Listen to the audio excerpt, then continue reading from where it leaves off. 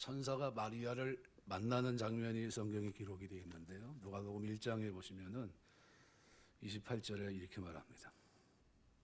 그에게 들어가 이르되 은혜를 받은 자여 평안할지어다 주께서 너와 함께 하시도다. 은혜를 받은 자여 평안할지어다 주께서 너와 함께 하시도다. 은혜를 받으려고 하면은, 은혜를 받았다고 한다면 최소한 여러 가지 조건들이 많이 좋아야 될 거라고 우리는 생각합니다. 그런데 마리아에게 있어서 은혜는 조건이라고 봤을 때 아무것도 없었어요. 아기를 낳기 위해서 뭐 준비되어 있는 것이 있습니까? 아니면 반반한 게 변변치 않은 게 준비가 되어 있는 게 하나도 없어요. 근데 하나님은 그에게 은혜를 입은 사람이라고 표현하고 있습니다.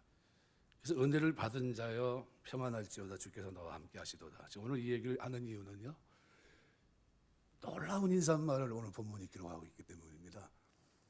사복음서 말고 13권의 서신서 썼던 사도 바울이 은혜와 평강이 너에게 있을지어다 계속 반복하거든요.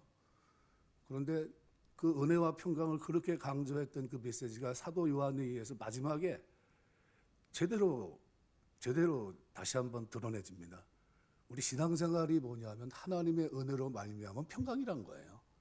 바로 그것이 충성된 증인이 살아가는 삶의 모습이라는 것을 여기서 표현하고 있고, 그 근거가 뭐냐? 전에도 계셨고 지금도 함께 하시고 장차 오실 그분, 충성된 증인이 되신 그분으로 말미암아, 그 누굽니까? 예수 그리스도예요. 예수 그리스도로 말미암아 은혜와 평강이 너희에게 있을지어다예요. 그러니까 굉장히 장황한 인사말을 쓰고 있다는 겁니다. 사실 갈릴리에 사는 사람들은 자기들이 은혜 받은 자라고 생각하는 사람이 하나도 없습니다. 소외된 사람들이기 때문에. 적어도 이런 인사를 받을 만한 사람은 예루살렘에 사는 귀족 또는 딸, 그 정도로 우리가 이해할 수 있습니다. 그런데 갈릴리까지 이사해서 살고 있는 이 가난한 사람들에게 먹는 것도 허름할 텐데 은혜를 받은 자라는 인사는 맞지 않습니다. 근데 오늘 본문 4절 5절에서 인사말은 우리가 생각하기에 이해가 되지 않는 인사말이라는 거죠. 왜 요한이 7교회에 이런 식으로 인사를 하고 있냐는 거죠. 교회는 이런 인사를 받아야 하는지 이해가 되지 않습니다. 왜 그랬을까요? 그 당시의 상황이 이 인사말을 받았을 때 은혜와 평강을 받는, 그죠? 이 인사말이 무엇을 의미하는지를 말씀하고 있었기 때문입니다. 소아시아 7교회는 터키 지방의 그 아시아를 말합니다. 소아시아라고 부르기도 하지만 지금은 회국이 됐고, 아프리카 북단 지방과 함께 교회가 가장 번창했던 곳이 소아시아입니다. 이 지역의 교회는 규모나 영향력 면에서 모든 교회 대표입니다. 그래서 7교회는 다양성의 7교회입니다. 우리가 군집을 채집하면, 그죠? 공동분목으로 이렇게 한일 이렇게 몇 개를 이렇게 하잖아요. 그 7개는 그 다양성입니다. 교회 모양들. 유형에 있어서 모든 교회 모습이 여기 포함되어 있고, 우리 교회도 그 가운데 하나입니다. 그러니까 우리 주님 앞에 어떤 교회로 나타내야 되는가라는 거죠. 이 교회가 가장 번창한 곳에는 반드시 사단의 공격이 있습니다. 하나님의 복음이 살아서 움직이기 때문에 집중적으로 공격할 수밖에 없고요. 그런 의미에서 소아시아 교회들은 집중적인 공략을 받던 그런 교회입니다. 만약 그곳에 특단의 조치가 없다면 교회는 살아날 수 없습니다. 왜냐하면 그때 당시가 팍스 로마 세계가 하나의 평화를, 지금 우리가 전 세계가 지금 추구하는 게 그거잖아요. 단일 평화 얘기를 하는데요. 가짜 평화를 지금 얘기하는 겁니다. 진짜 평화는 뭡니까? 죄사함 받고 그리스도의 십자가 안에서의 평화 외에는 없어요. 바로 그 당시에 바로 그거를 사도 요한이 인사말에서 지금 꺼내고 있는 겁니다. 우리가 지금 평화를 말하는, 그죠? 팍스 로마가 세상을 지배하는, 그리고 신격화가 이루어지는 그런 세상 속에 있으면서 그들에게 지금 제일 먼저 어려움은 뭘까요? 바로 이 평화에 대한 생각입니다. 다 평안한데 황제만 우리가 황제라고 인정하면 될 텐데 왜 황제 숭배를 왜 못하게 하지? 뭐 이런 겁니다. 만약 그곳에 특단의 조치가 없으면 교회는 다 무너집니다.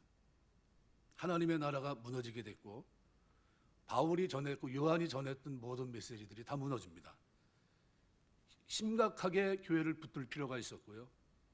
그래서 긴급하게 말씀을 보낸 게 요한계시록입니다. 하나님의 조치는 뭐예요? 능력으로 행하신 게 아닙니다. 장차 오실 그분이 바로 오신 게 아닙니다. 그분은 어떻게 해요? 말씀으로 이길 수 있도록 하나님의 약속을 붙들고 믿음으로 행할 수 있도록 그들에게 믿음의 확신을 주셨던 겁니다. 이 고난과 환난 가운데 있는 그들에게 말씀을 보내시면서 그 환경을 이기기를 원하셨어요. 그 환경은 어떤 환경입니까? 황제 숭배 환경입니다. 말씀이 없으면 우리는 상식적으로 믿습니다. 보편적으로. 자, 저 정도는 다 저 사람은 우리하고 공통분모 아니야. 안 믿는 사람도 저 정도까지 이해가 되잖아. 그런 거죠. 이것도 통용이 안 되는 사회가 뭡니까? 버림받은 사회겠죠. 근데 상식이 하나님의 뜻을 분별하는 기초는 될 수 있지만 상식으로는 사단을 이길 수 없습니다. 왜요? 사단을 이기는 길은 오직 믿음밖에 없어요. 상식을 뛰어넘는 것이 있어야 되는데 그것이 믿음이고요. 이성적인 사고만으로는 결코 마귀를 이길 수 없습니다. 그래서 상식을 뛰어넘는 것이 있어야 되는데 그게 믿음이고, 그래서 이 이성적인 사고는 자기 머리로 납득이 가는 것은 실천하지만 머리로 이해가 되지 않는 것은 절대 하지 못합니다. 쉽게 이런 겁니다. 교회는 다니긴 다니는데 금식은 못해요. 왜요? 그거 왜 해야 되냐는 거예요. 믿음이 있으면 뭐까지 합니까? 예, 금식하면 기도할 수도 있어요. 원치 않게 제가 한 2, 3일 금식을 했습니다. 그냥 아무것도 먹을 수 없으니까. 그래가지고 살이 쩍 빠져왔더니 다 좋아하네. 감사하죠. 뭐. 은혜죠, 은혜. 원래는 이게 프로그램이 제가 원래는 우리 동기들 제주도에서 3박 4일 전략 세미나가 있었거든요.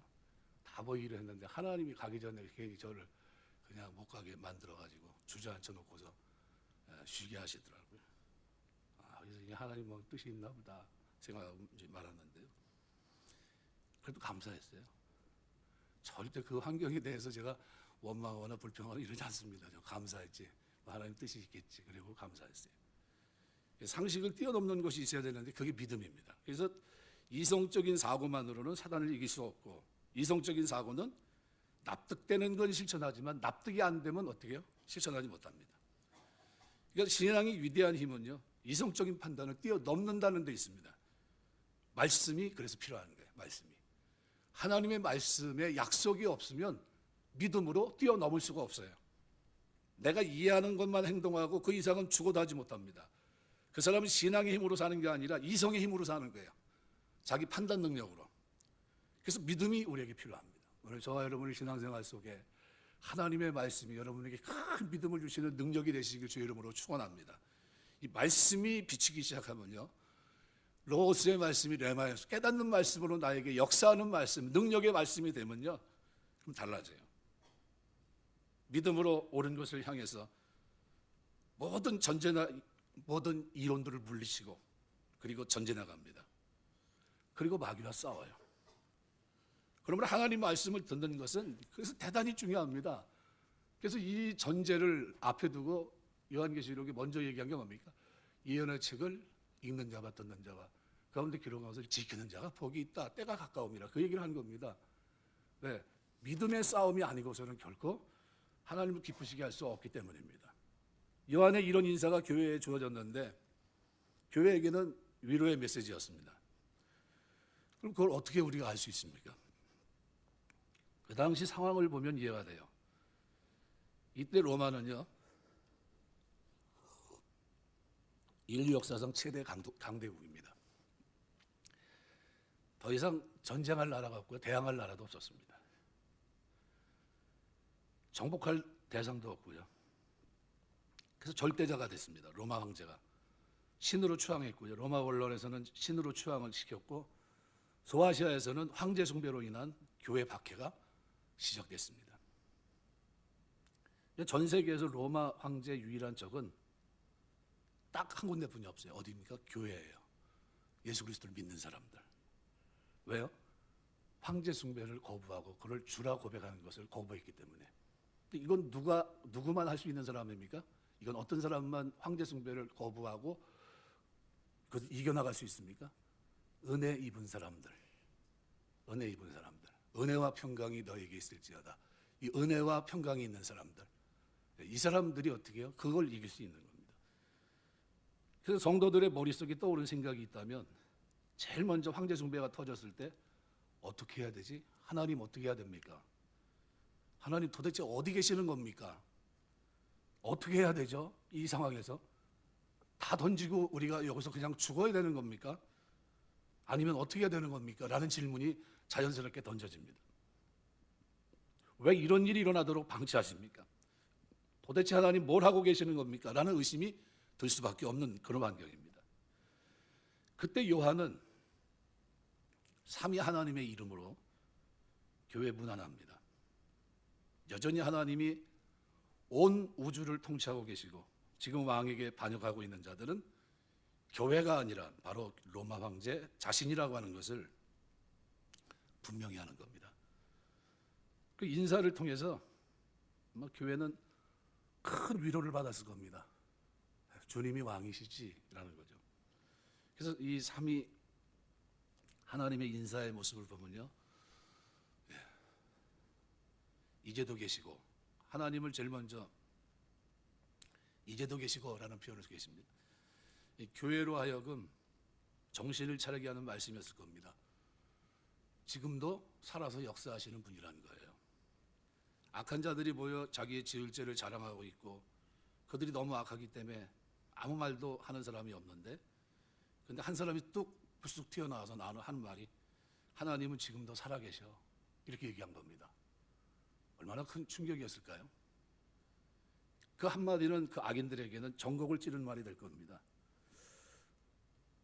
온 세상은 로마가 지배해요. 로마 황제는 황제 숭배를 강요하고 있고 자신을 신이라고 말하고 있고 어느 누구도 두려워하지 않고, 그때 요한은 하나님은 살아계십니다 라고 얘기합니다. 이제도 계시고라는 말씀은 지금도 일어나고 있는 모든 것을 다 보고 계시다는 거예요. 그들이 죄를 저울에 올려 그 죄의 중량을 달아보고 계시는 거예요. 마치 이 구약으로 보면 어떤 장면이냐면요, 아직 죄악이 관영하지 않았음을 달아보신 것처럼 아브라함과 언약을 맺고 아브라함을 그냥 빨리 가나안 땅을 확 집어넣어 보면 참 좋을 것 같은데 하나님 뭐라고 얘기합니까? 아직 죄악이 관영하지 아니하였습니다. 몇 년 기다려야 됩니까? 430년 기다려서 들어가요. 노아 홍수 때도 마찬가지죠. 왜 물로 그냥 바로 그냥 하나님 심판하시고 말지, 방주진누가 빨리빨리 그냥 하나님 능력으로 만들어 주시고, 그렇게 하지 않고 어떻게 해요? 오랜 동안 기회를 주시면서 마침내 어떻게 해요? 죄악이 관영하게 되니까, 때가 되니까 어떻게 해요? 하나님이 심판하십니다. 이게 굉장히 무서운 말이죠. 그러니까 하나님은 죄를 어느 수준까지만 허용하십니다. 그 수준에 도달하는 즉시 그 죄의 세력들은 한순간에 끝나고 맙니다. 어느 누가 봐도 이것은 정말 더럽고 추한 죄이다. 죄는 정말 더럽고 추한 것이다. 하나님이 계시다면 이런 죄는 그냥 두지 않을 것이다. 그때까지 하나님 어떻게 해요? 기다리십니다. 한계가 도달하면 사람이 생각한 것보다 어처구니 없이 그 죄의 세력이 붕괴되는 것을 보게 됩니다. 그래서 우리는 기도해야 돼요. 기도하는 수밖에 없습니다. 요한은 하나님을 이제도 계시고 그 다음에 어떻게? 전에도 계시고, 하나님은 전에도 계신 역사의 주관자십니다. 영원히 계시는 분이라는 겁니다. 하나님은 한 분이십니다. 다른 것들은 다 일시적으로 있다가 사라지는 피조물이에요. 만들어지고 폐해지고. 그러나 일찍이 하나님은 모세를 통해 스스로 있는 자라고 자신을 소개합니다. 스스로 있는 자가 나를 너에게 보내었다 하라. 이 모세에게 명한 메시지입니다. 스스로 존재한다는 것은 전에도 계셨고 지금도 계시고 앞으로 영원히 계실 하나님이라는 뜻입니다.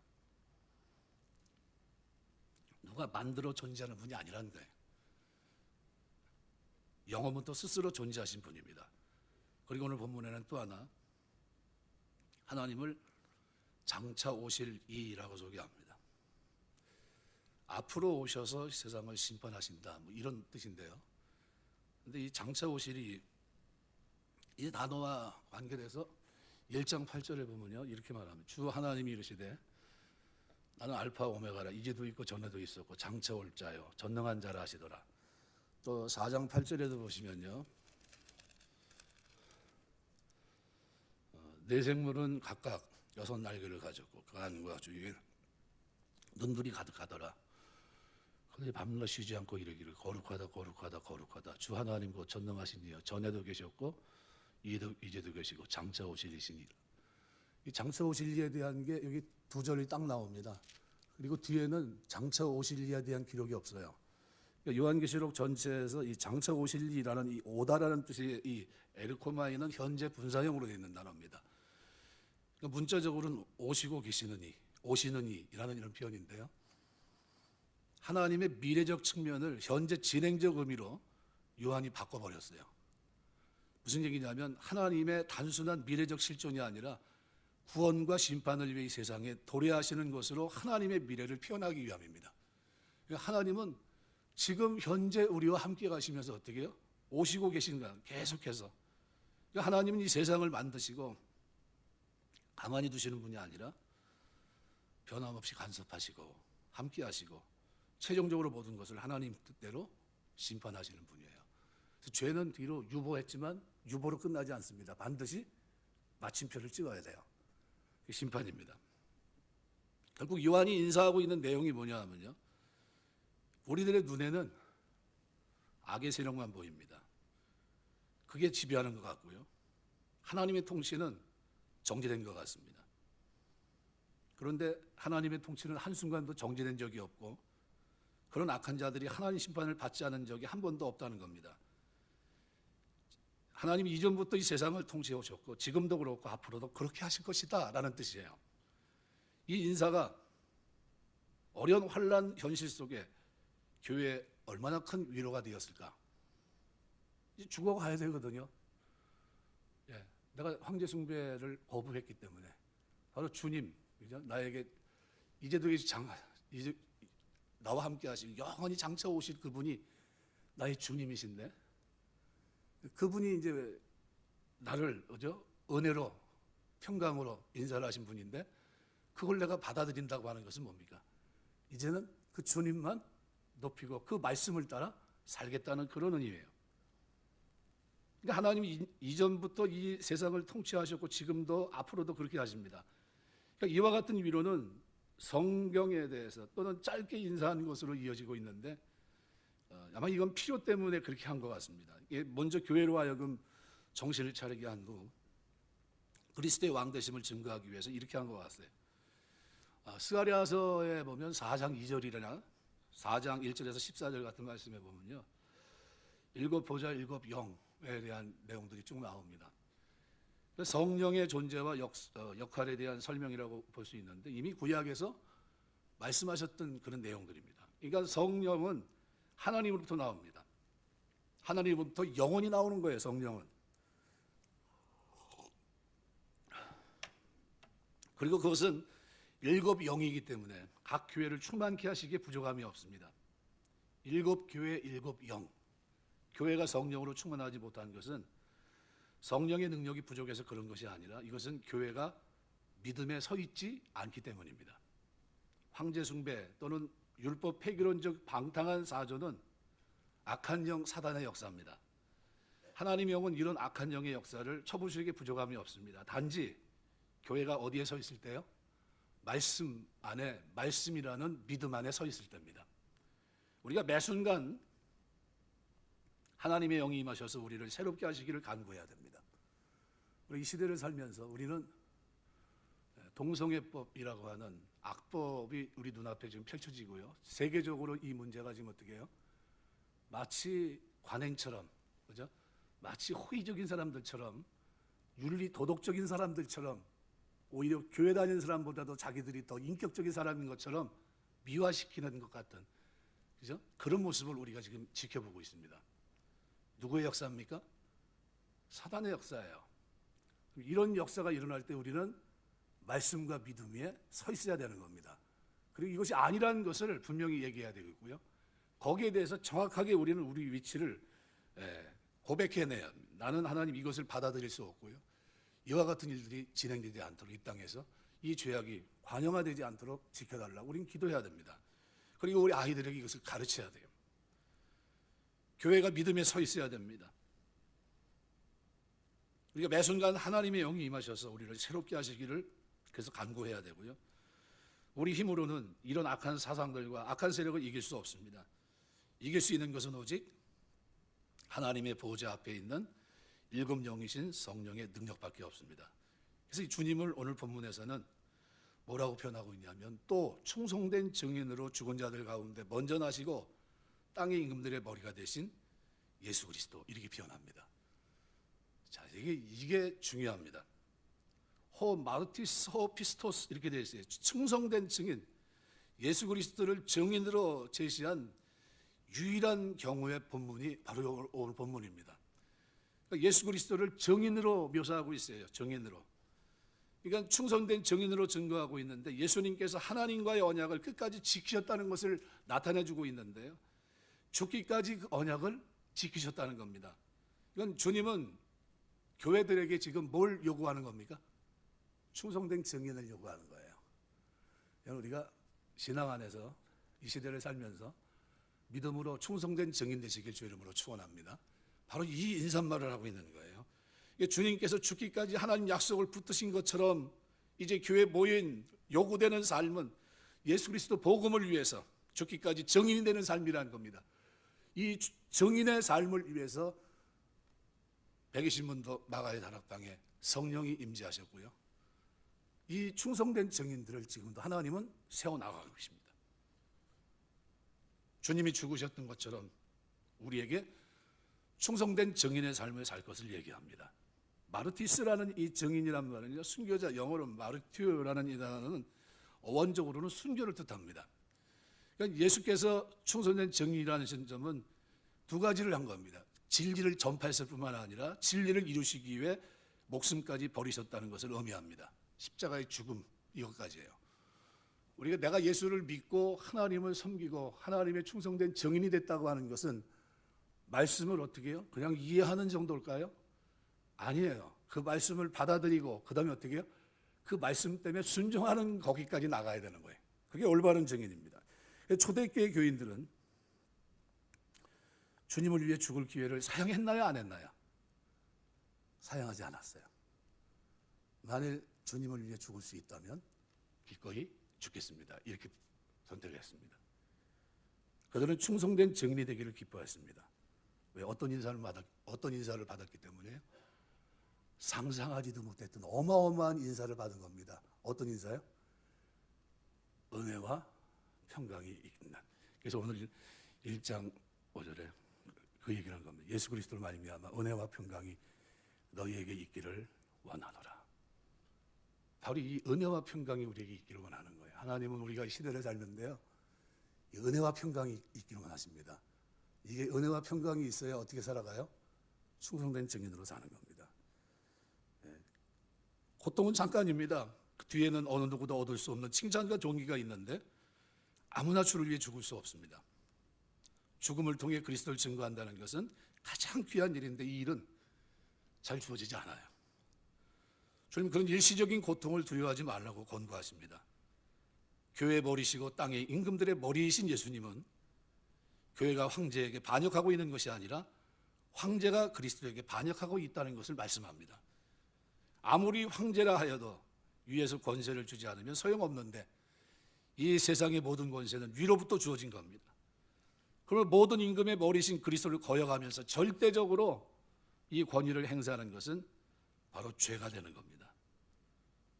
우리가 간혹 정부의 역할을 얘기할 때가 있어요. 정부는 하나님이 맡기신 그 역할만 하면 됩니다. 죄가 너무나 관영해지는 걸 막기 위해서 하나님이 그 대리인 역할을 맡겨둔 역할을 하는 게 뭡니까? 정부입니다. 그래서 나라는요, 질서를 유지하고 범죄를 어떻게 해요? 범죄가 무방비 상태로 되는 이 아비규환의 상태를 막는, 무정부 상태를 막는 그게 정부입니다. 근데 거기서 벗어나서 안 좋은 쪽으로 가게 되면 어떻게 될까요? 절대 권력화한다든가 신으로 군림한다든가. 이건 누구에 대한 반역입니까? 예수 그리스도에 대한 반역이에요. 하나님 그 권한을 한 번도 준 적이 없어요. 황제 숭배를 허락한 적도 없고 정부로부터 그런 권한을 한 번도 부여해 준 적이 한 번도 없어요. 그런 세력 뒤에는 반드시 뭐가 있습니까? 정세, 권세, 어둠의 주관자들이 있는 거예요. 사단의 역사가 있는 겁니다. 그 당시 평화가 지배하는 세상같이 보였어요. 모든 게 유토피아 같이 돈만 있으면 먹고 살만 했고요. 죄를 짓는데 아무런 문제가 없고요. 향락적이고, 그죠? 철학을 가지고 논하면서요. 자기 나름대로 먹고 살만한 그런 세상입니다. 뭐만 예수 믿는 것만 거부한다면 말 그대로 살만한 세상이었어요. 눈에 보이는 전쟁이 없고 모든 것이 평화로워 보였습니다. 그래서 사람들은 로마의 군사력과 그 힘이 세상의 평화를 가져다 주는 것을 생각합니다. 그런데 그것은 참된 평화가 아니었어요. 가장된 가짜 평화고요. 그리스도인들은 이 로마의 평화 중에 많은 희생을 치릅니다. 왜요? 참 평안을 맛봤기 때문이에요. 죄 문제가 해결된 참 평안, 그리스도의 십자가를 통한 은혜로 말미암은 그 평안을 맛봤기 때문입니다. 철학자의 명상록을 쓴 마르크스 아울레리시우스 황제 때 진짜 많은 순교자가 나왔습니다. 눈에 보이는 평화가 평화가 아니라는 것을 보여준 거죠. 눈에 보이는 평화는 뭡니까? 힘으로 누르는 세상이었어요. 그리고 모든 것이 자유로웠어요. 다만 뭐만요? 황제 숭배만 너희가 한다면 나머지는 아무거나 해도 돼라는 거죠. 그런데 그거를 받아들일 수가 없었어요. 왜요? 바로 그리스도께서 우리에게 주시는 그 은혜와 평강이 너무나 귀한 것이고 죄사함의 이 문제가 주님이 십자가신 그 사건에 주어진 이 결과가 너무나 엄청난 것이었기 때문에 바꿀 수가 없었고 비교가 되지 않았기 때문입니다. 눈에 보이는 평화는 위장된 평화고요. 참된 평화는 그리스도의 십자가로 죄의 세력이 축출당할 때 이루어지는 겁니다. 예수께서는 핍박을 하고 있는 교회를 향해서 바로 이 인사를 합니다. 은혜와 평강이 너에게 있을지어다. 그것은 오직 그리스도만이 참된 평강을 줄 수 있기 때문입니다. 하나님의 은혜가 있는 곳에 평화가 있습니다. 하나님의 은혜가 없는 곳에 평화는 참된 평화가 아닙니다. 그곳의 평화는 위장된 평화고 가짜 평화고 그것은 짝퉁이에요. 그리스도 바깥의 평화는 일시적으로 로마의 손에서는 괜찮을지 모르지만 하나님의 손은 그 손에서는 영원한 평화가 없습니다. 주님이 주시는 그 평화, 이 땅에서 주님을 만남으로 죄 문제가 해결되고 누리는 그 평화가 영원한 겁니다. 우리가 이 말세를 살면서 이 평안을 빼앗기지 않게 되시길 주의 이름으로 축원합니다. 아무리 힘들어도요. 그래서 우리는 믿음으로 살아야 되는 겁니다. 믿음으로. 말씀 붙잡고. 그죠? 이성적으로 판단하고 생각하는 거기까지가 아니라 말씀이 나에게 너는 충성된 증인 그리스도로부터 무슨 인사만 은혜와 평강이 너에게 있을지어다 라는 인사말을 받은 너는 거룩한 구원받은 성도야 라는 거예요. 이게 우리 정체성입니다. 그래서 이 1절에서부터 8절까지가 그래서 중요해요. 그래서 이 부분을 그래서 자꾸 제가 짧게 끊어가지고 자꾸 설명드리는 겁니다. 말씀 뵙겠습니다. 세상에 위장된 평화에 속아서 세상과 타협하고 세상을 향해 나가고 있지는 않는가. 세상보다 더 두려운 분이 계신데 하나님이십니다. 그 하나님이 주시는 평화, 이것이 참된 평화고 영원한 평화고 하나님 일곱 교회를 성령을 통해서 붙들고 계신 하나님의 모습을 오늘 본문은 기록하고 있습니다. 그래서 이 모습을 오늘 본문에서는요 이렇게 표현합니다. 이제도 계시고 전에도 계시고 장차 오실 이와 그의 보좌 앞에 있는 일곱 영과 충성된 증인으로 죽은 자들 가운데서 먼저 나시고 땅 임금들의 머리가 되신 예수 그리스도로 말미암아 은혜와 평강이 너희에게 있기를 원하노라. 한 줄 어떤 단어 하나 툭 빼가지고 집어 던질 만한 게 하나도 없고요. 그 자체를 액면 그대로 아멘하고 받아들이고 외워야 되고요. 암송해야 되고 그대로 믿고 확신하고 살아야 되는 겁니다. 이 말씀이 여러분의 마음속에 늘 새겨져서 살아가는 동안 하나님이 주시는 은혜와 평강이 여러분에게 믿음 속에, 여러분 말씀 속에 충만하게 임하게 되시길 주의 이름으로 축원합니다. 기도하겠습니다.